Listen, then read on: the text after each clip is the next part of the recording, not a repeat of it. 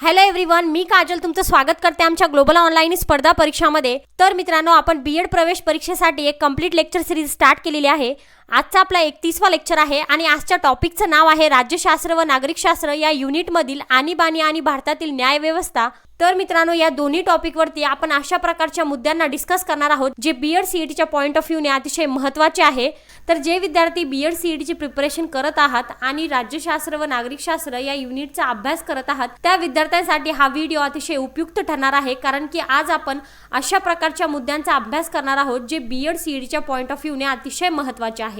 त्यामुळे व्हिडिओ शेवटपर्यंत बघा। तर मित्रांनो, बीएड सीईटीची कमी वेळात परिपूर्ण तयारी करण्यासाठी आम्ही एक कंप्लीट कोर्स लॉन्च करतोय।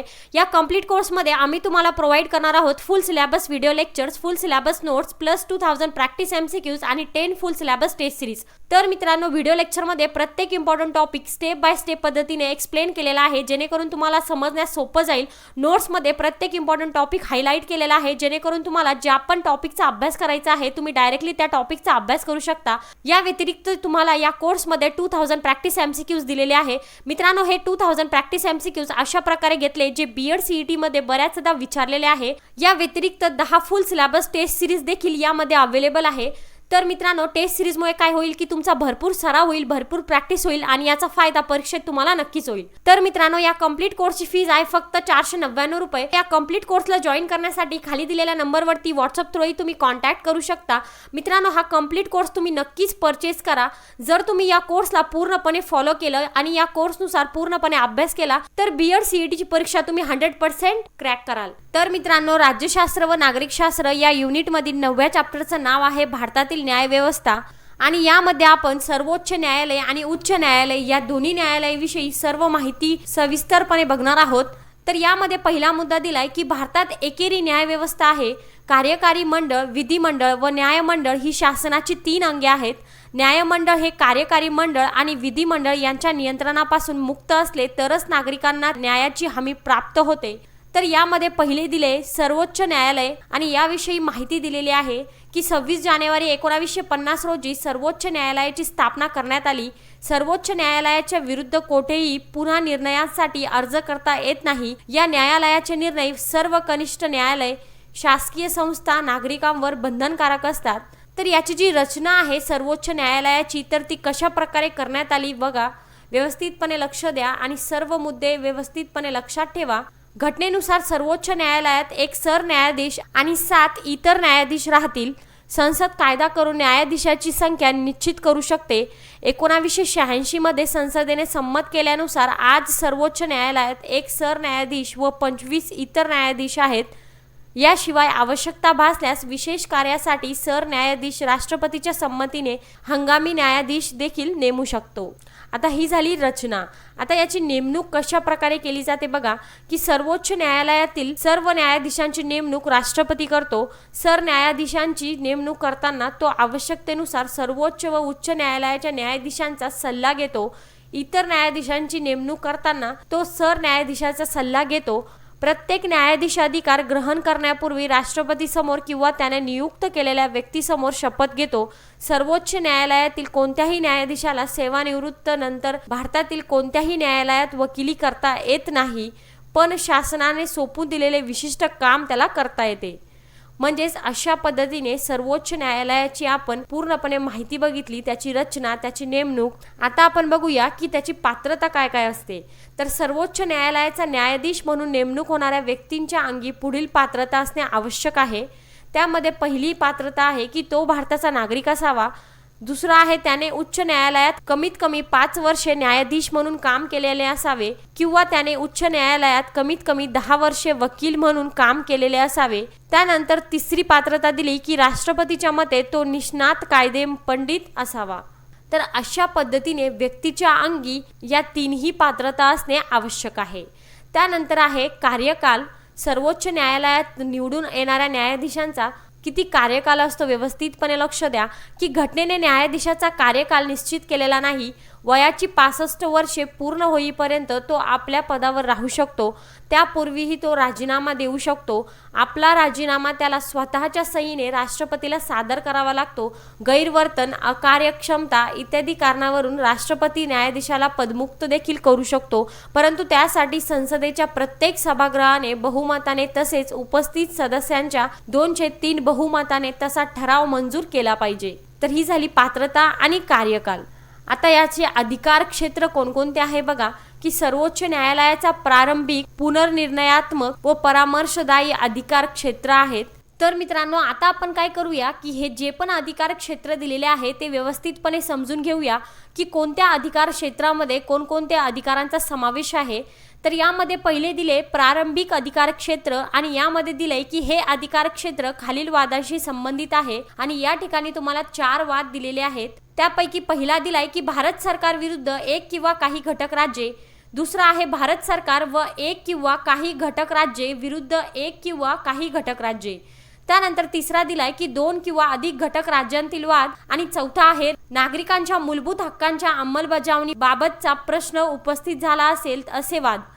तर अशा प्रकारे हे 4ही अधिकार क्षेत्र प्रारंभिक अधिकार क्षेत्र आहेत.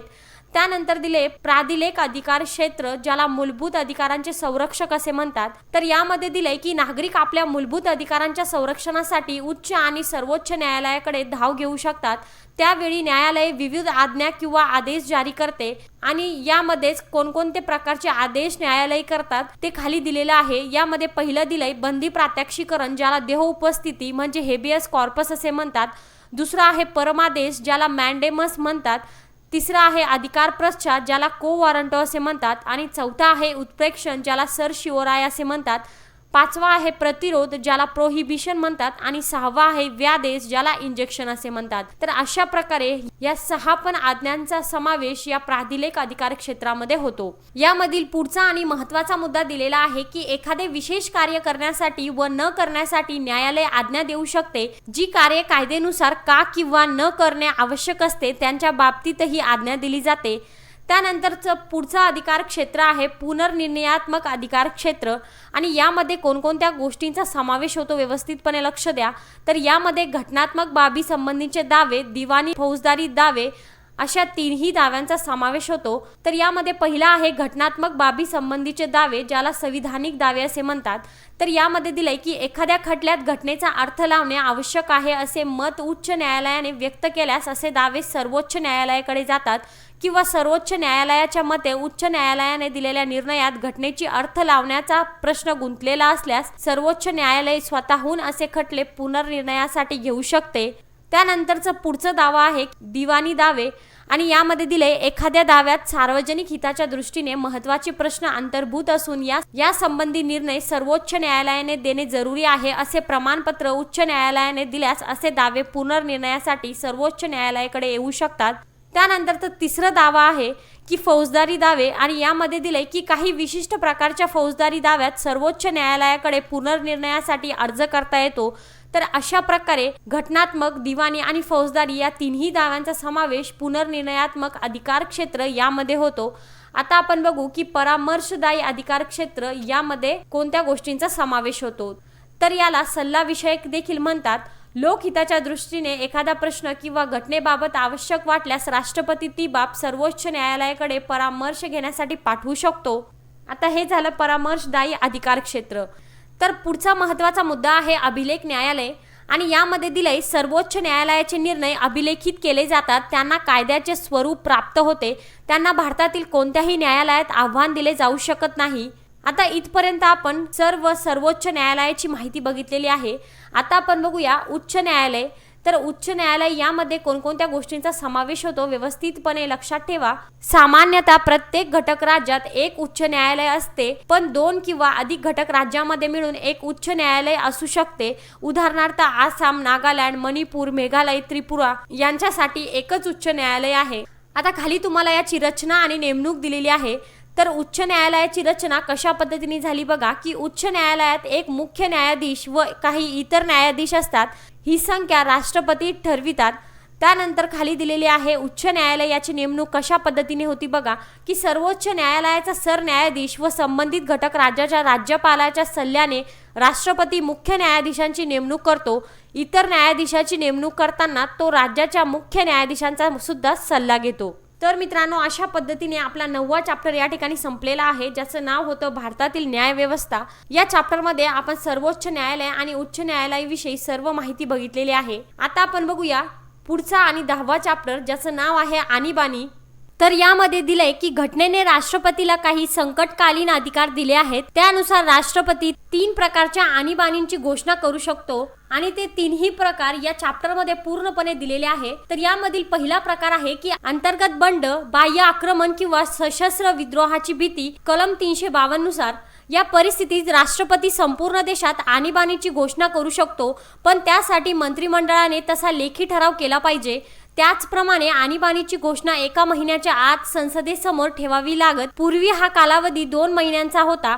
संसदेच्या दोन्ही सभागृहांनी ती बहुमतांनी स्वीकारली पाहिजे. लोकसभेच्या विश्रांती काळात राज्यसभेची संमती प्राप्त करावी लागते. संसदेची मान्यता न मिळाल्यास 30 दिवसानंतर घोषणा आपोआप रद्द होते.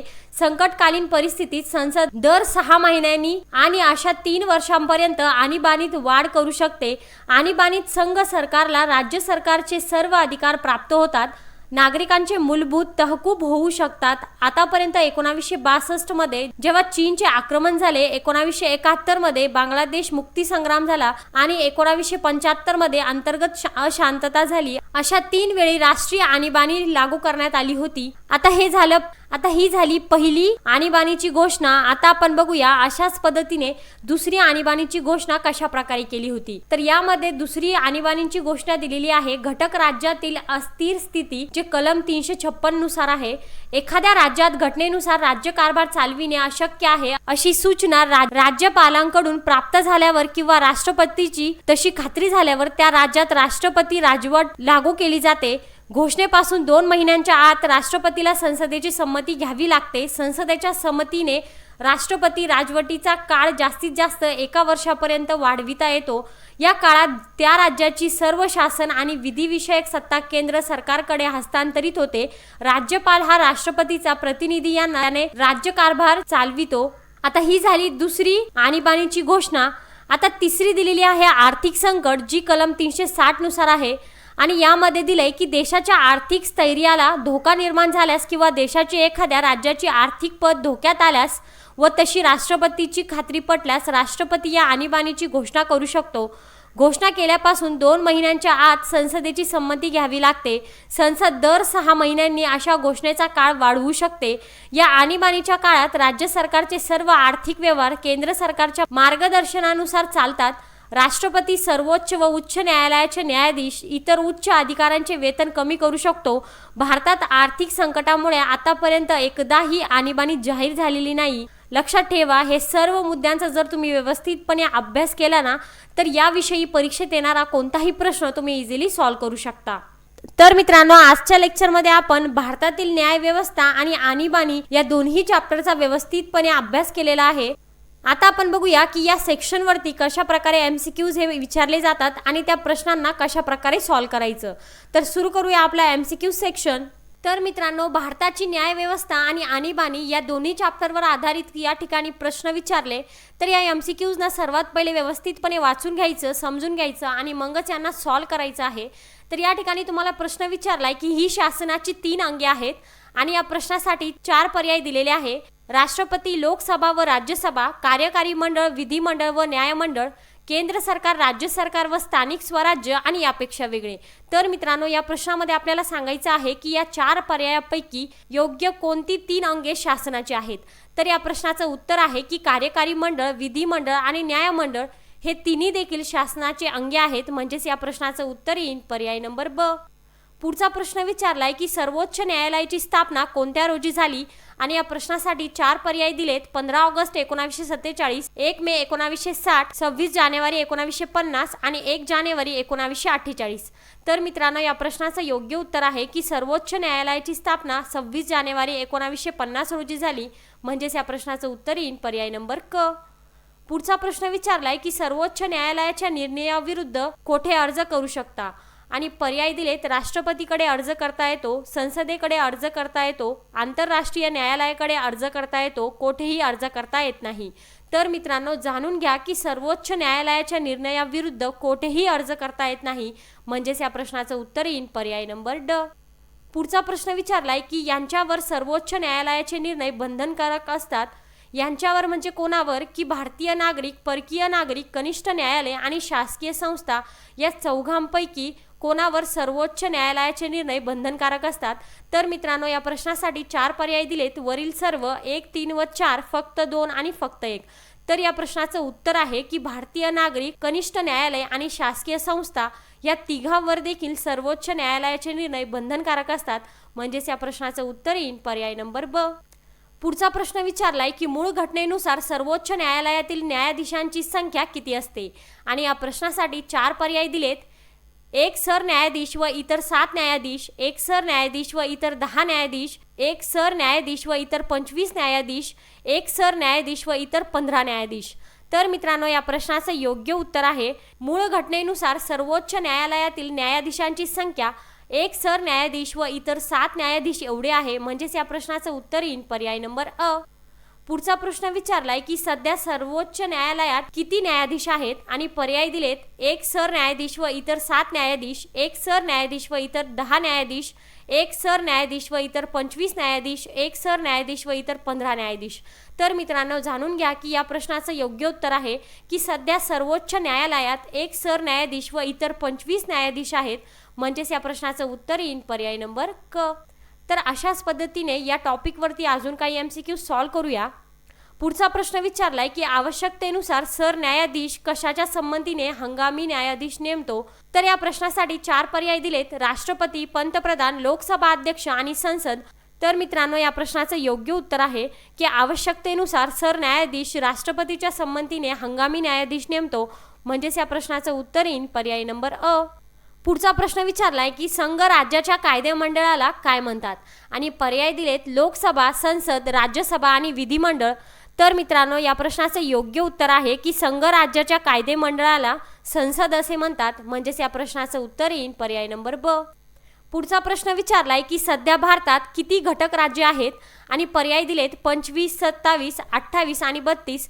तर मित्रांनो, या प्रश्नाचं योग्य उत्तर आहे की सध्या भारतामध्ये 28 घटक राज्य आहेत. म्हणजेच या प्रश्नाचं उत्तर येईल पर्याय नंबर क. पुढचा प्रश्न विचारलाय की भारतातील केंद्रशासित प्रदेशांची संख्या किती आहे. पर्याय दिलेत. 8, 6, 5 आणि 7. तर मित्रांनो, या प्रश्नाचं योग्य उत्तर आहे की भारतातील केंद्रशासित प्रदेशांची संख्या 7 आहे. म्हणजेच या प्रश्नाचं उत्तर येईल पर्याय नंबर ड. पुढचा प्रश्न विचारलाय की भारतातील बहुतेक राज्यातील विधिमंडळे कोणती आहेत. आणि पर्याय दिले. एकगृही, द्विगृही, त्रिगृही आणि यापेक्षा वेगळे. तर मित्रांनो, या प्रश्नाचं योग्य उत्तर आहे की भारतातील बहुतेक राज्यातील विधिमंडळे एकगृही आहेत. म्हणजेच या प्रश्नाचं उत्तर येईल पर्याय नंबर अ. पुढचा प्रश्न विचारलाय की द्विगृही विधिमंडळे असलेल्या राज्यात काय आढळते. पर्याय दिलेत. लोकसभा व राज्यसभा, विधानसभा व विधान परिषद, विधिमंडळ व विधानसभा, लोकसभा व विधानसभा. तर मित्रांनो, या प्रश्नाचं योग्य उत्तर आहे की द्विगृही विधिमंडळे असलेल्या राज्यात विधानसभा व विधान परिषद आढळते. म्हणजेच या प्रश्नाचं उत्तर येईल पर्याय नंबर ब. पुढचा प्रश्न विचारलाय की डॅश डॅश हे राज्य विधिमंडळाचे अस्थायी सभागृह आहे. आणि पर्याय दिलेत. विधानसभा, विधान परिषद, लोकसभा, राज्यसभा. तर मित्रांनो, या प्रश्नाचं योग्य उत्तर आहे की विधानसभा हे राज्य विधिमंडळांचे अस्थायी सभागृह आहे. म्हणजेच या प्रश्नाचं उत्तर येईल पर्याय नंबर अ. पुढचा प्रश्न विचारलाय की आणीबाणी काळात काय करता येत नाही. आणि या प्रश्नासाठी 4 पर्याय दिलेले आहे. नागरिकांचे मूलभूत हक्कावर गदा आणता येत नाही, नागरिकांचे मूलभूत हक्क तहकूब होऊ शकतात, काही नागरिकांचे मूलभूत हक्क तहकूब होऊ शकतात आणि यापेक्षा वेगळे. तर मित्रांनो, या प्रश्नाचं योग्य उत्तर आहे की आणीबाणी काळात नागरिकांचे मूलभूत हक्क तहकूब होऊ शकतात. म्हणजेच या प्रश्नाचं उत्तर येईल पर्याय नंबर ब. पुढचा प्रश्न विचारलाय की आतापर्यंत भारतात किती वेळा राष्ट्रीय आणीबाणी लागू करण्यात आली होती. आणि पर्याय दिलेत. 8, 3, 5 आणि 2. तर मित्रांनो, या प्रश्नाचं योग्य उत्तर आहे की आतापर्यंत भारतात 3 वेळा राष्ट्रीय आणीबाणी लागू करण्यात आली होती. म्हणजेच या प्रश्नाचं उत्तर येईल पर्याय नंबर ब. पुढचा प्रश्न विचारलाय की मंत्रिमंडळाच्या लेखी ठरावाशिवाय काय करू शकत नाही. आणि पर्याय दिलेत. राष्ट्रपती आणीबाणीची घोषणा करू शकतो, राष्ट्रपती आणीबाणीची घोषणा करू शकत नाही, पंतप्रधान आणीबाणीची घोषणा करू शकतो, महाभिलेखापाल आणीबाणीची घोषणा करू शकतो? तर मित्रांनो, या प्रश्नाचं योग्य उत्तर आहे की मंत्रिमंडळाच्या लेखी ठरावाशिवाय राष्ट्रपती आणीबाणीची घोषणा करू शकत नाही. म्हणजेच या प्रश्नाचं उत्तर येईल पर्याय नंबर ब. पुढचा प्रश्न विचारलाय की संकटकालीन परिस्थितीत संसद आणीबाणीचा काळ एकेवेळी किती वाढवू शकतो? आणि पर्याय दिलेत 6 महिन्यांनी, 1 वर्षाने, 3 महिन्यांनी आणि 8 महिन्यांनी. तर मित्रांनो, या प्रश्नाचं योग्य उत्तर आहे की संकटकालीन परिस्थितीत संसद आणीबाणीचा काळ एका वेळी 6 महिन्यांनी वाढवू शकतो. म्हणजेच या प्रश्नाचं उत्तर येईल पर्याय नंबर अ. पुढचा प्रश्न विचारलाय की आणीबाणीचा काळ जास्तीत जास्त कितीपर्यंत वाढवता येतो? आणि पर्याय दिलेत 2 वर्षे, 3 वर्षे, 1 वर्षे आणि 6 महिने. तर मित्रांनो, या प्रश्नाचं योग्य उत्तर आहे की आणीबाणीचा काळ जास्तीत जास्त 3 वर्षेपर्यंत वाढवता येतो. म्हणजेच या प्रश्नाचं उत्तर येईल पर्याय नंबर ब. पुढचा प्रश्न विचारलाय की राष्ट्रीय आणीबाणीत डॅश डॅश सरकारला डॅश डॅश सरकारचे अधिकार प्राप्त होतात. आणि पर्याय दिलेत केंद्र, स्थानिक, राज्य, संघ, संघ राज्य आणि राज्य स्थानिक. तर मित्रांनो, या प्रश्नाचं योग्य उत्तर आहे की राष्ट्रीय आणीबाणीत संघ सरकारला राज्य सरकारचे अधिकार प्राप्त होतात. म्हणजेच या प्रश्नाचं उत्तर येईल पर्याय नंबर क. तर अशाच पद्धतीने या ठिकाणी आपण जे महत्त्वाचे MCQs होते तर ते पूर्णपणे डिस्कस केलेले आहे. आय होप की तुम्हाला हे सर्व MCQs व्यवस्थितपणे समजले असतील. तर मित्रांनो, अशाच पद्धतीने आजचा आपला व्हिडिओ लेक्चर इथे संपलेला आहे. लेक्चर आवडला असेल तर लाईक करा, शेअर करा. काही प्रश्न असतील तर कमेंट सेक्शनमध्ये नक्कीच विचारा. धन्यवाद.